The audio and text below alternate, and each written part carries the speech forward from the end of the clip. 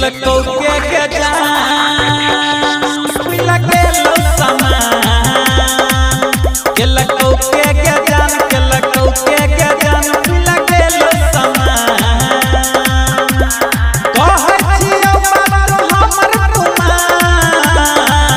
के लको के जान पिला के लो समान के लको के जान के लको के जान पिला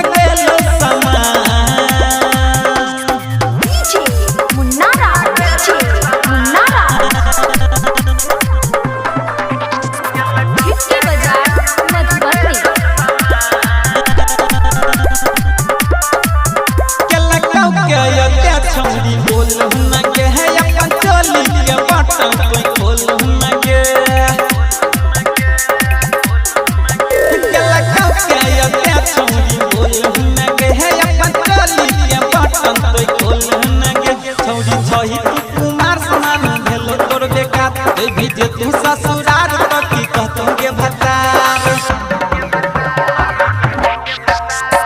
काचे उम्र में तू भेलही जवान के लको के जान पिला गेला समान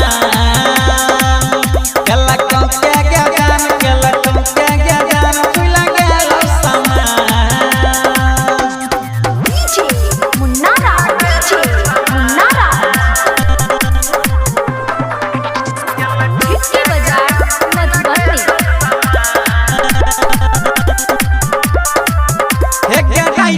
कहै छो जान सबसे पहिले तोहर काटी खलकम समान